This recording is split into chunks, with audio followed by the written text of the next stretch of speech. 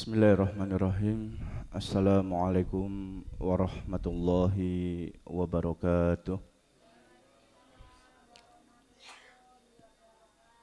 Innal hamdalillah hamdan katsiran thayyiban mubarakan fih kama yuhibbu rabbuna wa yarda. Asyhadu an la ilaha illallah wahdahu la syarikalah wa asyhadu anna Muhammadan abduhu wa rasuluhu la nabiyya ba'dah.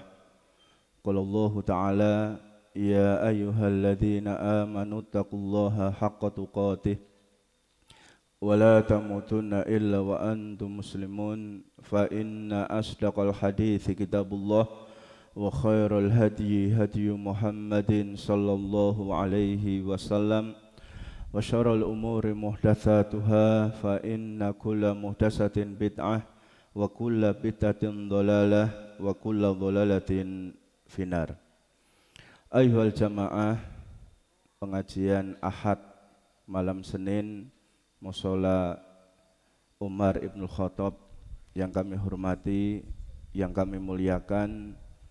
Semoga Allah Subhanahu wa taala senantiasa memberikan kebaikan dan keberkahan dalam seluruh aktivitas dan kehidupan kita semuanya, dan semoga Allah Subhanahu wa taala senantiasa memberikan taufik, hidayah, inayah, istiqomah untuk kita semua di atas Islam, iman dan sunnah Rasulullah sallallahu alaihi wasallam, dan semoga Allah senantiasa memberikan limpahan karunia, rizki, anugerah kepada kita semuanya. Amin ya rabbal alamin. Jamaah yang dimuliakan Allah Subhanahu wa taala, di kesempatan yang berbahagia ini akan kita kaji bersama-sama sebagai terusan dari tema yang kita bahas di beberapa waktu yang silam, yang mana kemarin sudah kita bahas tentang tanda-tanda kiamat sughra atau kiamat kecil.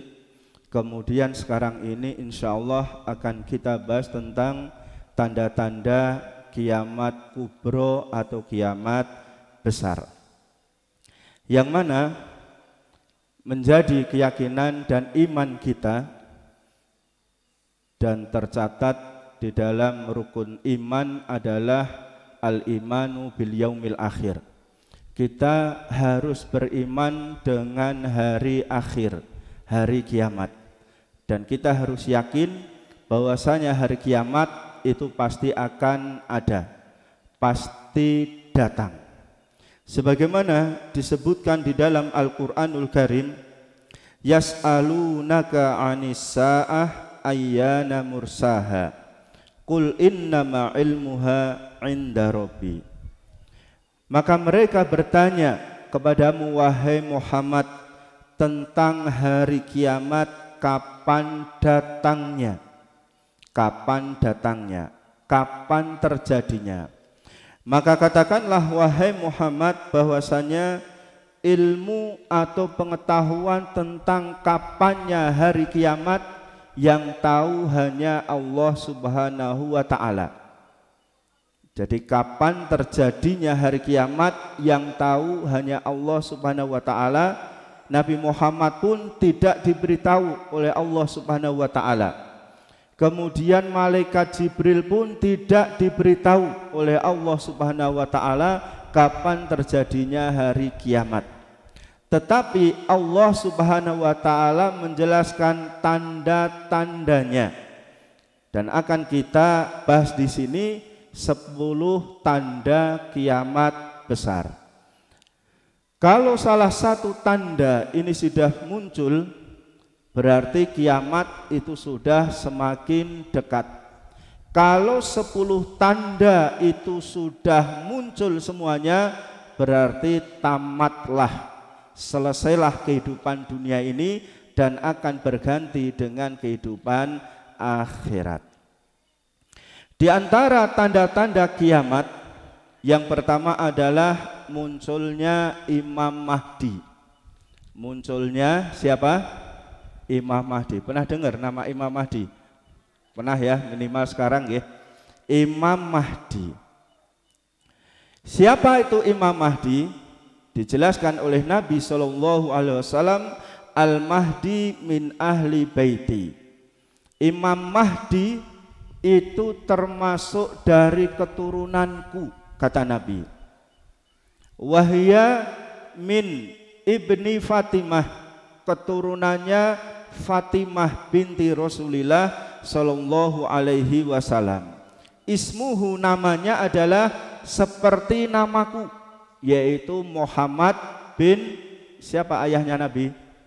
Muhammad bin Abdullah. Muhammad bin Abdullah. Jadi nama Imam Mahdi ini sama dengan nama Nabi Muhammad sallallahu alaihi wasallam. Nanti bin dan seterusnya akan sampai kepada bin Hasan bin Ali bin Abi Thalib. Ini nanti adalah urutan nama dari Muhammad bin Abdullah yang disebut sebagai Imam Mahdi. Bagaimana ciri fisik Imam Mahdi? Agar kita tidak keliru, karena sampai saat ini ada beberapa orang yang ngakunya dia sebagai Imam Mahdi, imam kaum muslimin. Dijelaskan oleh Nabi SAW, Imam Mahdi itu dahinya lebar. Apa dahi? Batuknya lebar. Kemudian hidungnya mancung. Hidungnya mancung, seperti ciri khas orang-orang Arab, bukan orang-orang Gudang ya. Kita mancung juga, mancung ke dalam alias pesek, ya. Kemudian dijelaskan dalam hadis Nabi SAW, yakhruju fi akhiri ummati al-mahdi, akan keluar di akhir umatku ini nanti Imam Mahdi. Namanya siapa tadi? Muhammad bin Abdullah. Yuskihillahul ghaitha, Allah menurunkan hujan untuknya. Berarti nanti di zaman Imam Mahdi hujan itu turun dengan lancar, tidak ada musim kemarau paceklik, itu enggak ada.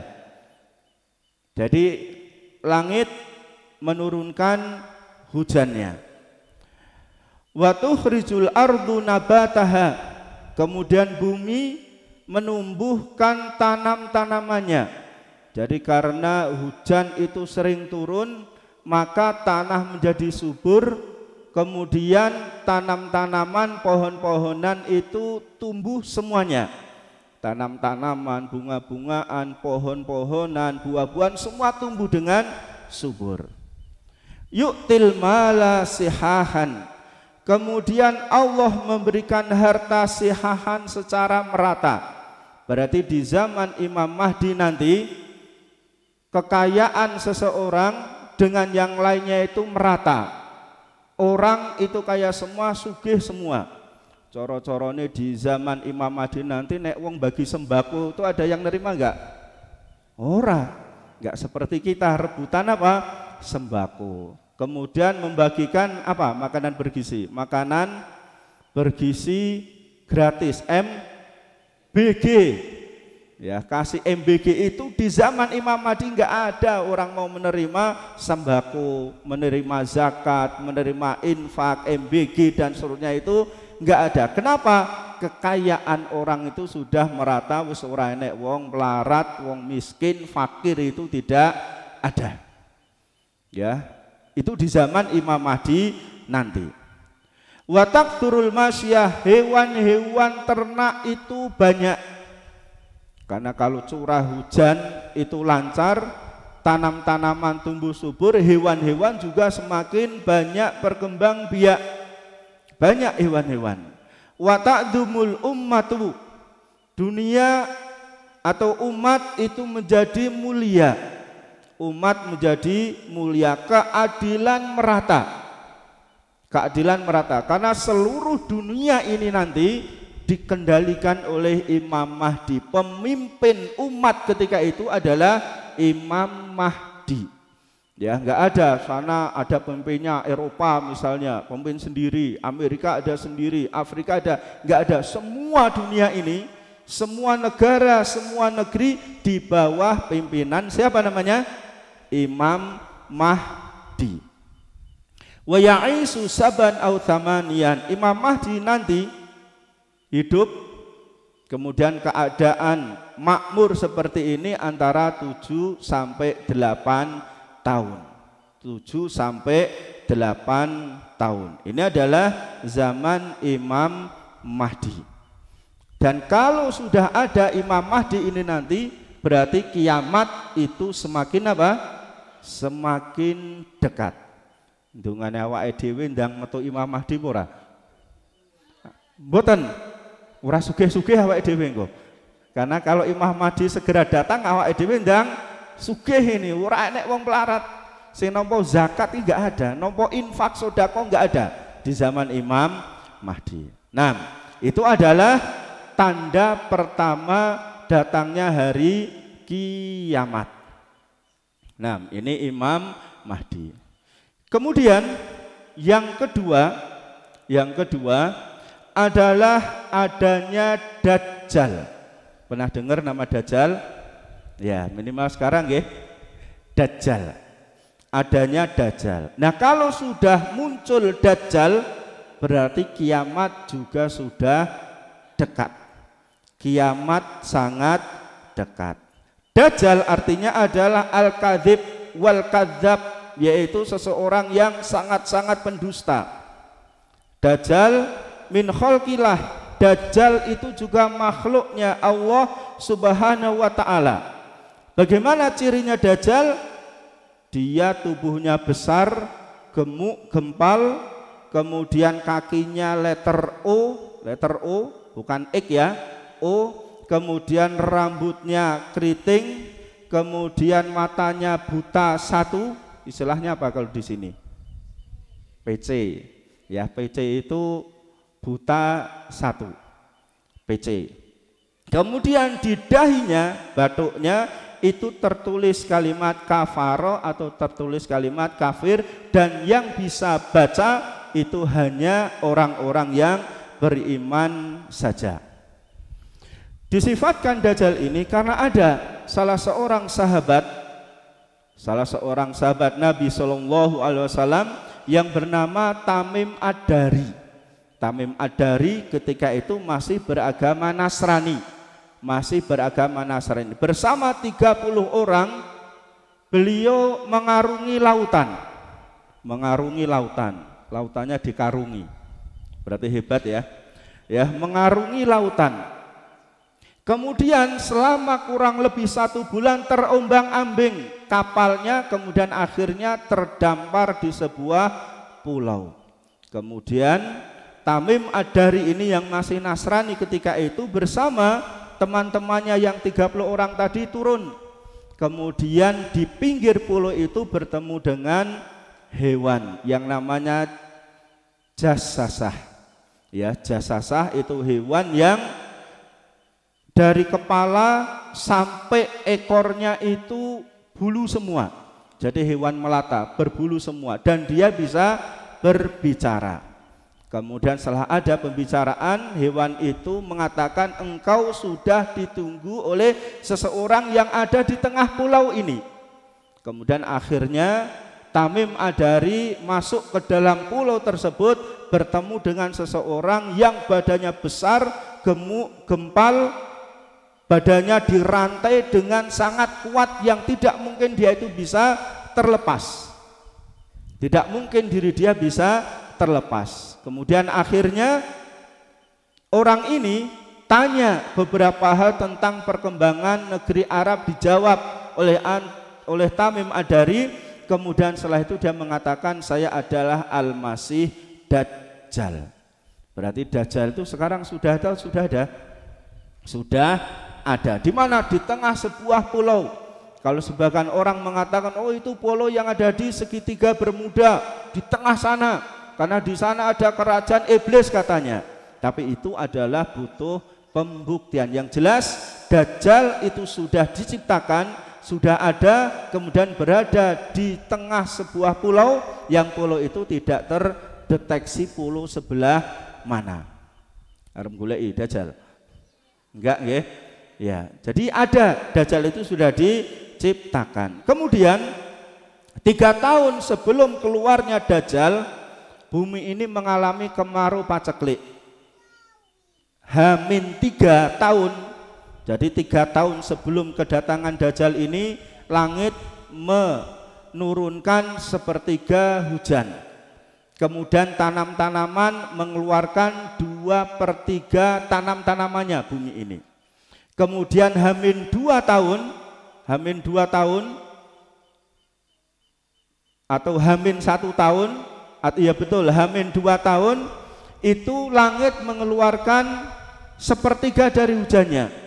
Kemudian bumi ini mengeluarkan sepertiga dari tanam-tanamannya. Kemudian tahun terakhir H-1 keluarnya Dajjal, langit selama 1 tahun tidak mengeluarkan hujan. Kemudian tanam-tanaman tidak ada yang tumbuh, sehingga terjadilah kekeringan yang sangat besar.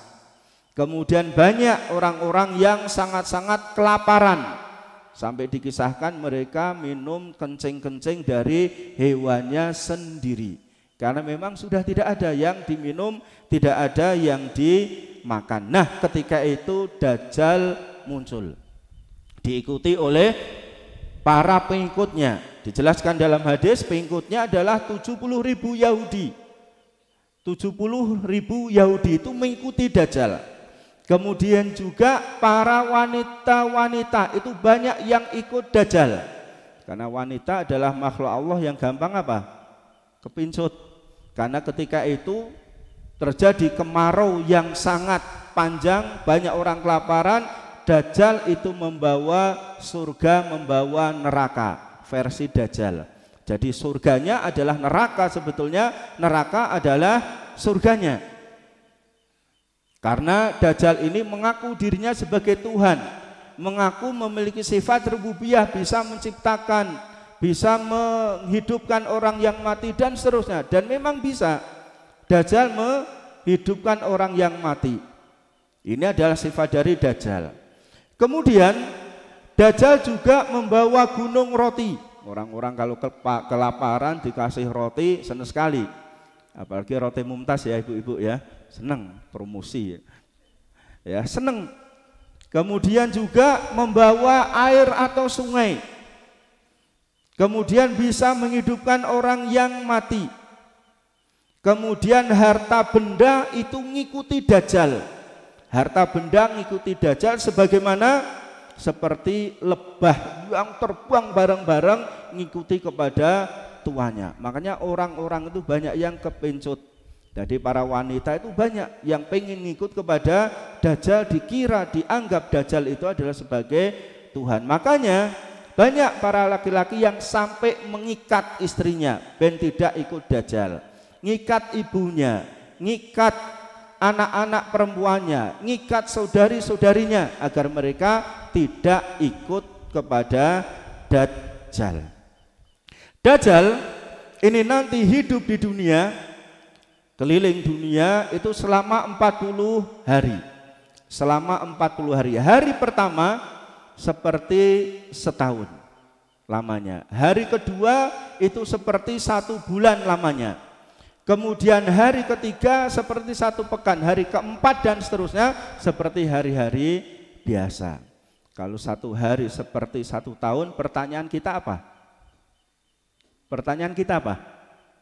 Hah? Sholatnya ya, uranek sente kok sholatnya piye gitu ya.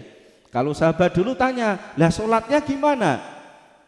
Kalau sehari itu seperti setahun, maka dijawab Nabi, sholatnya yang menyesuaikan saja waktunya. Tapi insya Allah kita aman, jangan sampai kita sampai ketemu Dajjal. Terutama ibu-ibu ini loh yang bahaya. Melu nanti itu kepincut. Ya, karena membawa apapun yang ada, barang-barang, sungai, surga, roti dan seterusnya dibawa oleh Dajjal. Dan ketika itu keadaan sangat-sangat kemarau, sangat-sangat kelaparan manusia-manusia ketika itu, kecuali adalah Mekah dan Madinah itu yang tidak bisa dimasuki oleh Dajjal. Makanya sebagian orang ketika dia haji umroh pengen mati di mana? Sepakel. Pengen mati di Mekah atau Madinah ben tidak ketemu Dajjal. Karena Dajjal itu memang tidak bisa masuk ke kota Madinah. Kota Madinah ada 7 pintu gerbang, semua dijaga oleh malaikat. Dajjal mau mendekat dihalau oleh malaikat. Kemudian akhirnya dengan marahnya Dajjal menjejakkan kakinya, terjadi seperti gempa, maka orang-orang kafir, orang-orang munafik, orang-orang fasik terlempar dari 2 kota ini, kemudian menjadi pengikutnya Dajjal. Ini adalah Dajjal. Kemudian bagaimana caranya kita bisa terhindar dari Dajjal ini?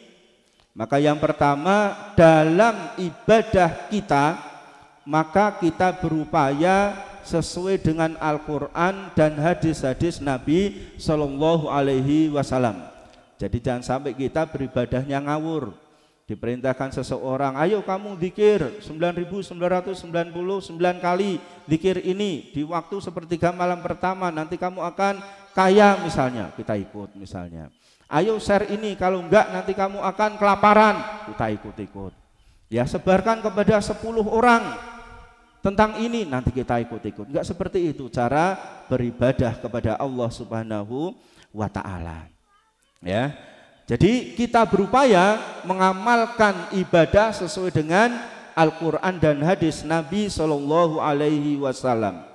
Kemudian setelah akhir menjalankan sholat sebelum salam, ini beberapa waktu yang lalu kita sudah bahas, kita doa apa? Allahumma inni a'udzubika min adzabi jahannam wa min adzabil qabri wa min fitnatil mahya wal mamati wa min syarri fitnatil masihid dajjal. Pun apal nggih? Nggih, sing urung apal diapalke parani dajjal nanti loh. Ya, kita hafalkan, kemudian kita baca betul-betul minta perlindungan kepada Allah Subhanahu wa Ta'ala di setiap akhir sholat kita. Ya, kemudian kita menghafalkan awal surat Al-Kahfi.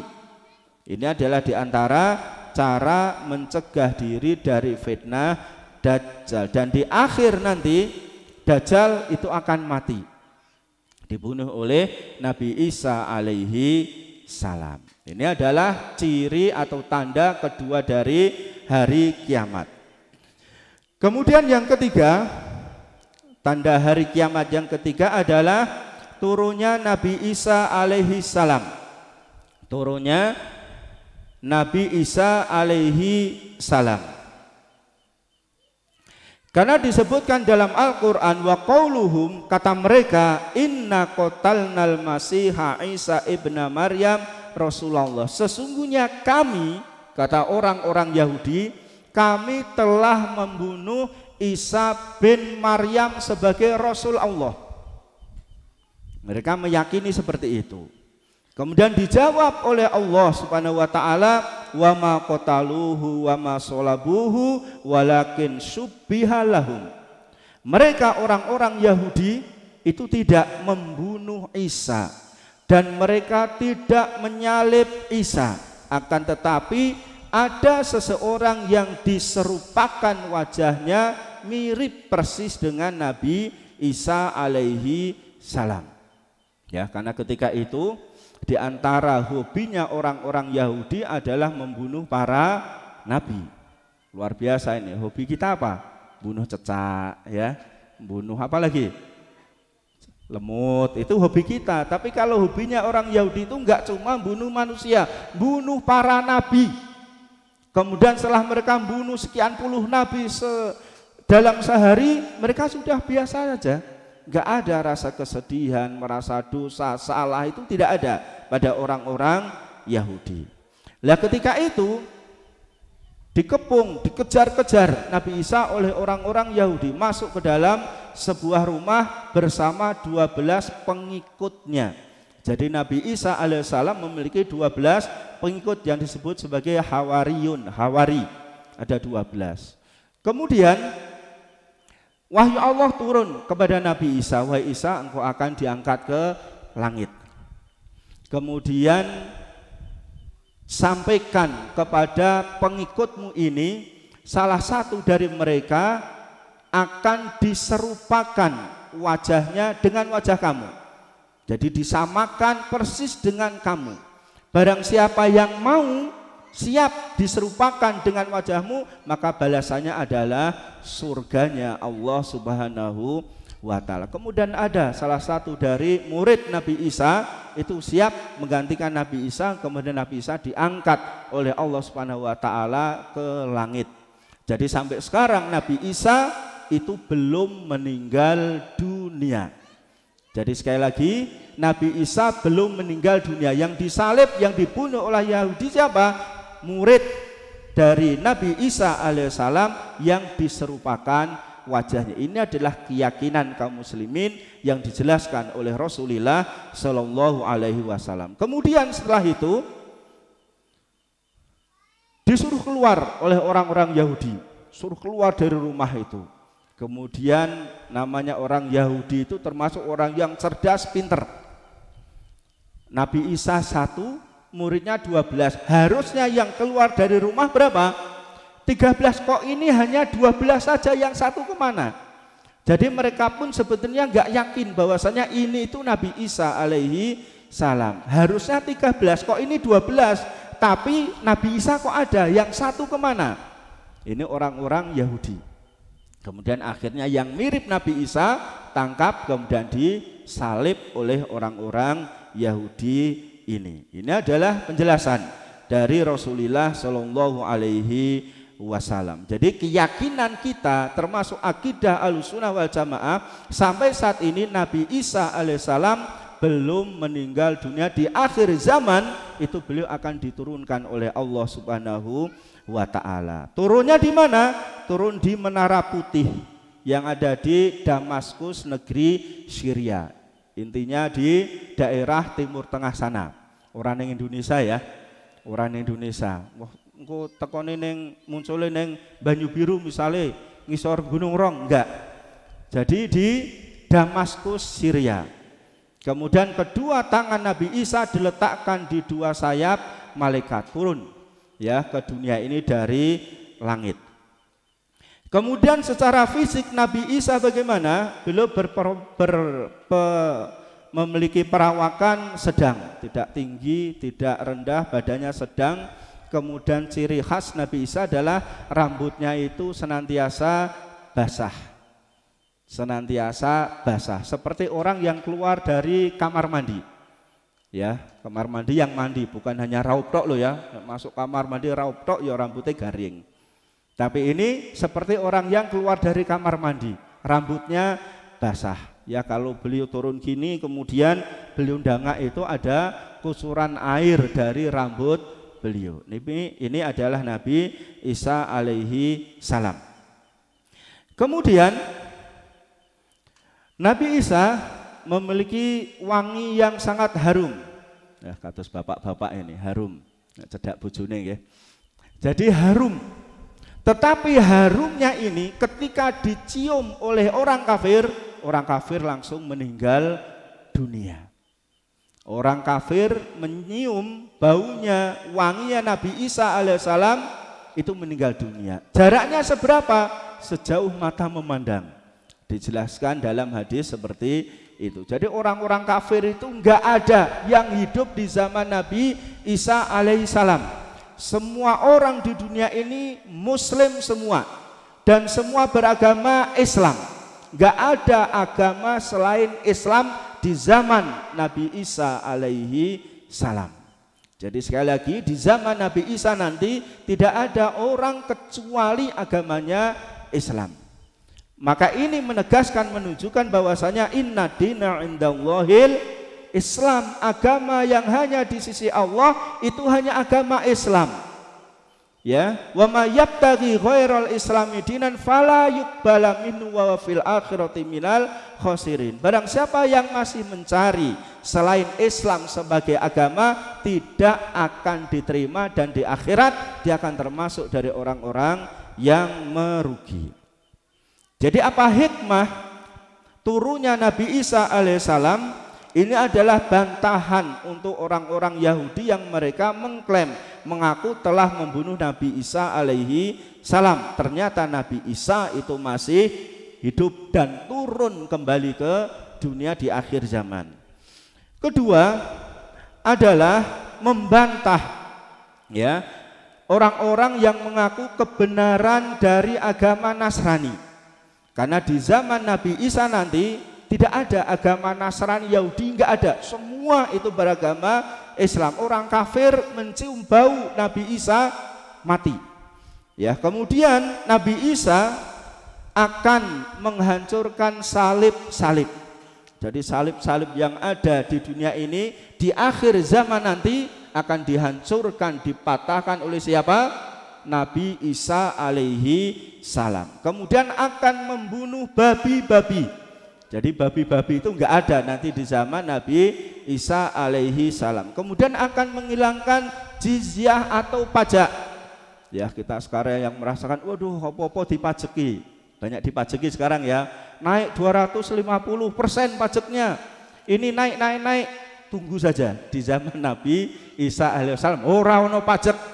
Tapi nunggu kapan? Zaman Nabi Isa alaihi salam nek awake dhewe isih urip ning ketoke ya wis ora nek awake dhewe. Mudah-mudahan kita tidak bertemu dengan akhir zaman nanti.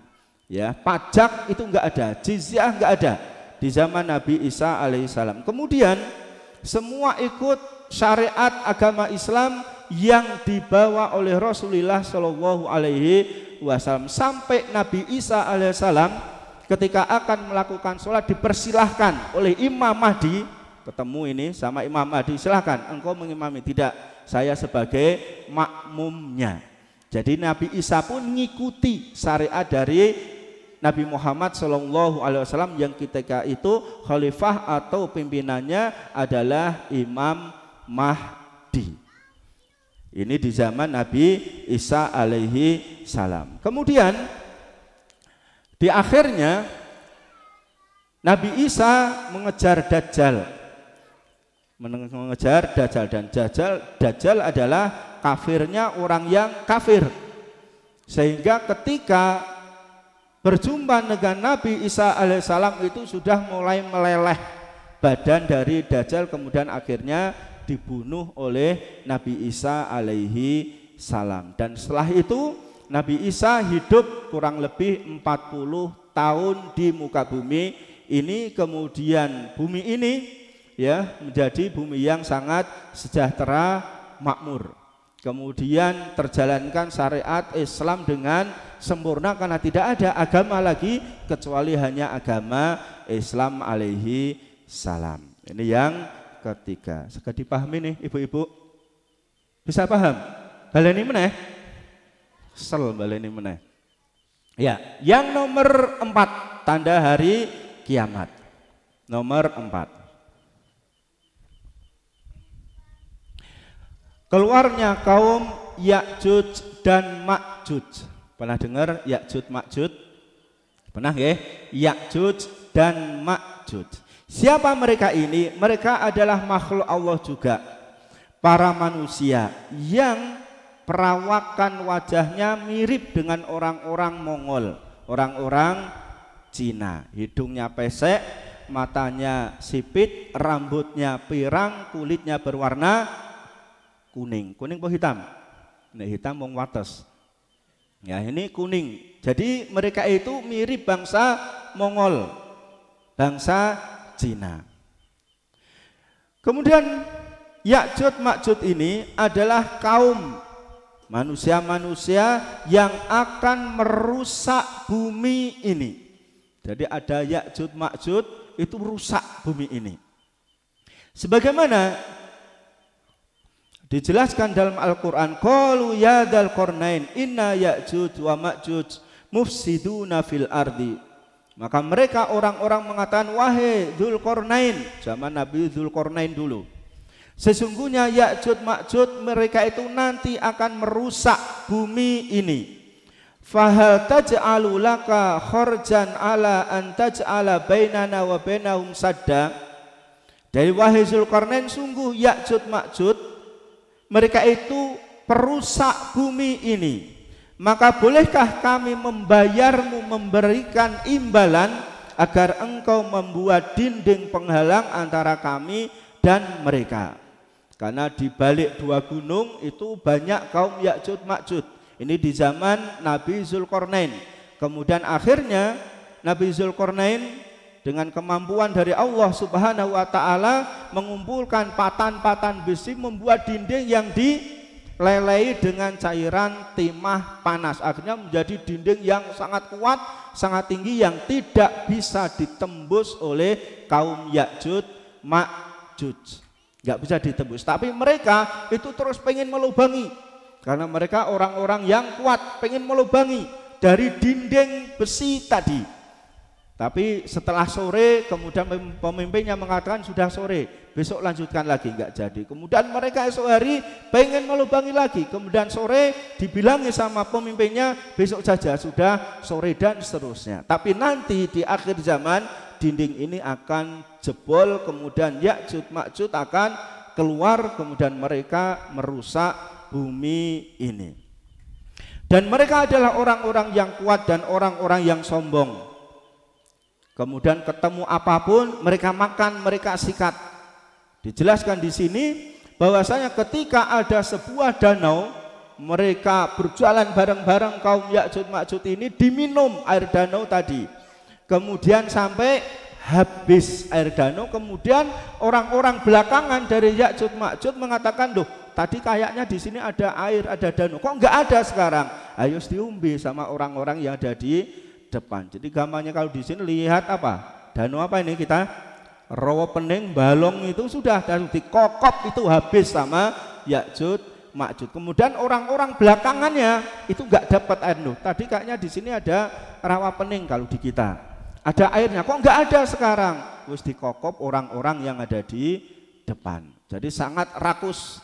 Ya, banyak makan, banyak minum. Ini adalah Ya'juj Ma'juj. Kemudian ketika mereka sudah merasa bisa mengalahkan penduduk bumi, kemudian mereka pengen menantang, menaklukkan penduduk langit. Kemudian akhirnya mereka melepaskan anak panah mereka ke langit. Panahnya ke langit. Kemudian kembali anak panah ke bumi ini, itu sudah ada darah-darah di pucuk-pucuknya. Kemudian mereka mengatakan, kita sudah berhasil mengalahkan penduduk bumi dan sekarang kita sudah berhasil mengalahkan penduduk langit. Ini lihat, pucuk-pucuk panah kita sudah ada darahnya, berarti sudah bisa memanah dengan tepat penduduk langit. Dan mereka terus membuat kekacauan. Kemudian akhirnya Nabi Isa alaihissalam, kan ini termasuk sezaman dengan Nabi Isa, antara Dajjal, Imam Mahdi, Ya'juj Ma'juj itu sezaman. Kemudian Nabi Isa dengan para pengikutnya akhirnya tidak sanggup ya melihat dari kekuatan Ya'juj Ma'juj, kemudian lari atau berjalan ke gunung. Di situ Nabi Isa alaihissalam berdoa kepada Allah agar Allah menghancurkan Ya'juj Ma'juj ini. Kemudian akhirnya Allah mengutus atau mengirim ulat. Apa ulat? Ular. Ya, ulat diutus Allah Subhanahu wa taala, kemudian masuk ke tengkuk-tengkuk dari kaum Ya'juj Ma'juj ini. Ya, di tengkuk-tengkuk mereka itu banyak ulatnya. Akhirnya semuanya mati.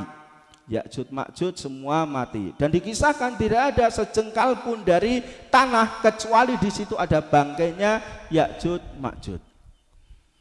Karena penuh dengan bangkai-bangkai Ya'juj Ma'juj ini, Nabi Isa berdoa kepada Allah Subhanahu wa taala lagi agar dikirimkan burung-burung untuk ngambil bangkai-bangkai dari Ya'juj Ma'juj ini untuk dibuang. Akhirnya Allah utus burung-burung untuk mengambil bangkai-bangkai Ya'juj Ma'juj ini. Kemudian setelah bangkainya hilang, apakah tanah-tanah itu bersih? Tentunya tidak. Kemudian akhirnya diturunkan hujan untuk membersihkan sisa-sisa bangkai bau dari Ya'juj Ma'juj ini. Ya, jadi adanya Ya'juj Ma'juj, kaum Ya'juj Ma'juj ini nanti itu juga menjadi pertanda sudah dekatnya hari kiamat. Sudah berapa tadi? 4. Yang nomor 5, terbitnya matahari dari arah barat. Jadi kalau srengenge itu nanti terbitnya sudah dari kulon, dari barat, berarti ini memang sudah sangat dekat dengan adanya hari kiamat. Dijelaskan oleh Nabi Shallallahu Alaihi Wasallam, la taqumu sa'ahata tatlu asyamsu min maghribiha. Tidak akan datang hari kiamat sampai matahari terbit dari arah barat. Kemudian kalau matahari sudah terbit dari arah barat, maka orang yang bertaubat itu sudah tidak diterima lagi taubatnya oleh Allah Subhanahu wa Ta'ala. Karena taubat orang yang tertolak itu ada dua. Pertama, kalau nyawa itu sudah sampai di kerongkongan, seperti taubatnya Fir'aun. Fir'aun itu ketika megap-megap di tengah laut, nyawa dia sampai di kerongkongan, dia mengatakan, kalau gitu saya juga beriman kepada Tuhannya Musa dan Tuhannya Harun. Kalau kata kita kasep, ya sudah tertolak. Gak bisa kalau nyawa sudah sampai kerongkongan kemudian dia bertobat, sudah bisa. Tidak bisa, dia tertolak. Kemudian kedua, kalau matahari sudah terbit dari arah barat, maka dijelaskan kalau matahari sudah terbit dari arah barat, orang beriman tetap dengan keimanannya. Kemudian orang yang mau bertobat sudah tertutup, tidak bisa bertobat lagi.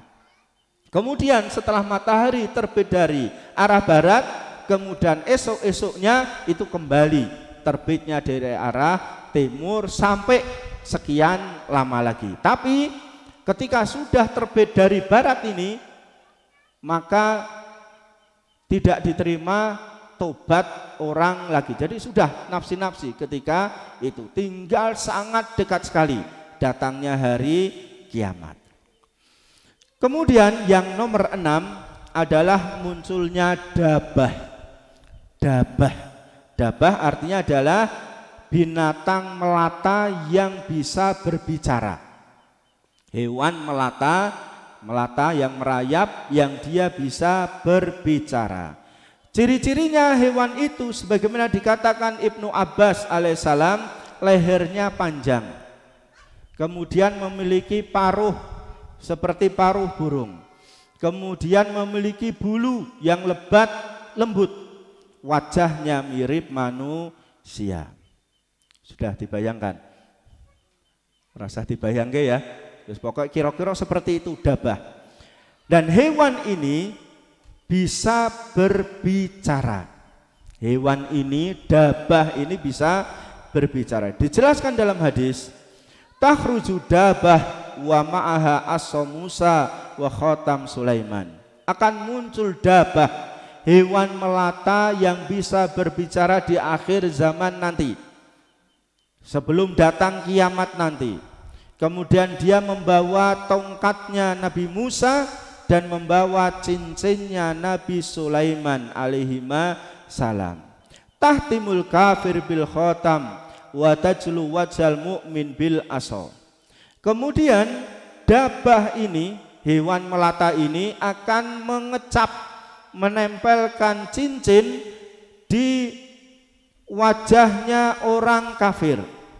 Kemudian akan menempelkan tongkat di wajahnya orang mukmin. Hatta ihna ahlal khiwan la yastami'una ala khiwanihim, sehingga orang-orang yang berkumpul itu bisa tahu karena jelas yang ditempeli dengan tongkat, berarti orang-orang yang beriman wajahnya itu menjadi cerah, menjadi putih. Yang ditempeli cincin yaitu orang-orang kafir, wajahnya menjadi menghitam, sehingga orang-orang jelas bisa memanggil ya mukmin, ya kafir, wahai mukmin, wahai kafir, wahai mukmin, wahai kafir. Kalau yang ditempeli tongkat tadi wajahnya menjadi cerah, menjadi putih, dipanggil ya mukmin. Kemudian yang ditempeli dengan cincin tadi wajahnya menjadi menghitam, jelas dipanggil ya kafir. Ini adalah diantara hikmahnya ada dabah. Ya, ada dabah. Kemudian dabah ini juga bisa berbicara. Dabah ini juga bisa berbicara. Ini adalah tanda ke-6, tanda-tanda hari kiamat. Kemudian tanda ke-7 adanya dukhon. Dukhon itu adalah kabut. Sebagaimana disebutkan dalam Al-Quran, fartakib yauma ta'tis sama'u bidukhonim mubin.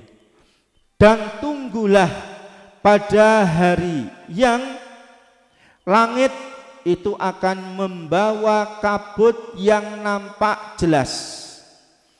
Yaksan nasa hada adzabun alim, yang akan melingkupi manusia, dan ini adalah azab yang pedih. Karena kabut itu ibaratnya kabut asap yang gelap, yang tidak beroksigen, kemudian sangat panas, dan itu berlangsung selama kurang lebih 40 hari. Ya, selama 40 hari. Kemudian angin juga berhembus ketika itu. Nah, kalau sudah ada dukhon ini yang melingkupi manusia, maka kiamat itu sudah semakin dekat lagi. Tanda ke-8 adalah munculnya api dari timur. Munculnya api dari timur, yaitu dari negeri Yaman. Narun takhruju minal Yaman tatrudun nasa ila mahsyarihim. Di antara tanda hari kiamat adalah munculnya api yang keluar dari negeri Zaman, dari arah timur, yang menggiring manusia menuju tempat berkumpulnya mereka. Dan manusia tergiring dari arah timur menuju arah barat. Kemudian mereka itu ada yang, karena api itu muncul dari Zaman, kemudian muncul di mana-mana, setiap tempat ada apinya, sehingga itu menggiring manusia mau nggak mau terus berjalan. Ada yang berjalan dengan kakinya, kemudian ada yang naik kendaraan, yaitu naik unta. Naik unta, satu unta dinaiki satu orang, ada yang satu unta dinaiki 2, 3, 4 orang, bahkan ada satu unta itu dinaiki 10 orang, untuk menghindari adanya api dari timur ini.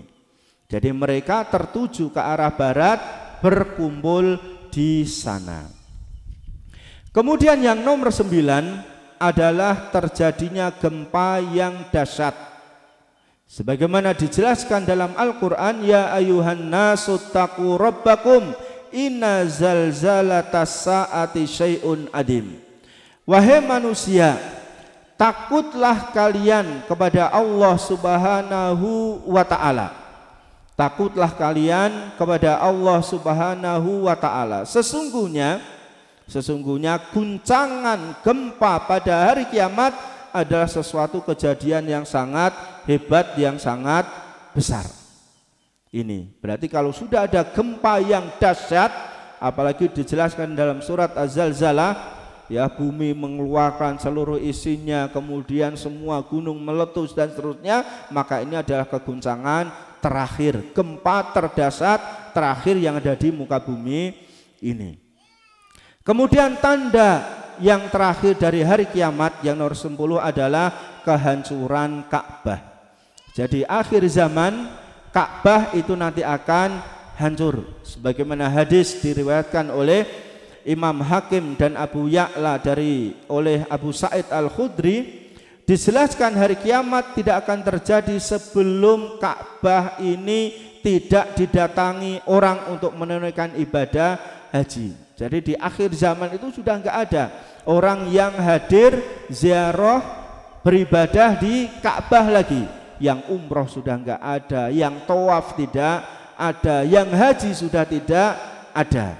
Kemudian akhirnya riwayat Bukhari dan Muslim, Ka'bah diruntuhkan oleh orang yang bernama Dzu Suwaikotain dari Habasyah atau dari Ethiopia. Ka'bah hancur, dan ini adalah akhir dari keberadaan dunia ini. Jamaah yang dimuliakan Allah Subhanahu wa ta'ala, jadi itu adalah 10 tanda hari kiamat besar. Dan karena ini diambil dari hadis-hadis Nabi Shallallahu Alaihi Wasallam, diambil dari Al-Quran, wajib kita untuk mengimani adanya tanda-tanda ini. Adapun kapannya datang hari kiamat, maka hanya Allah Ta'ala yang tahu. Dan sebagaimana kita bahas di pertemuan yang lalu, tanda-tanda dari kiamat yang kecil itu sudah nampak dan bisa dikatakan semua sudah ada.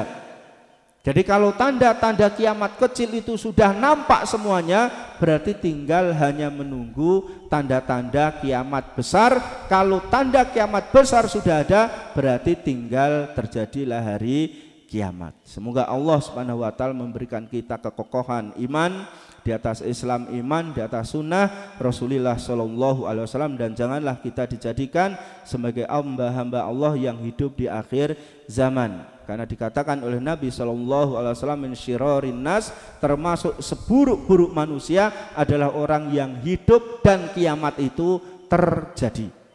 Orang yang hidup dan kiamat itu ada. Wallahu a'lam bishawab, wa akhiru da'wana alhamdulillahirabbil alamin. Wassalamualaikum warahmatullahi wabarakatuh.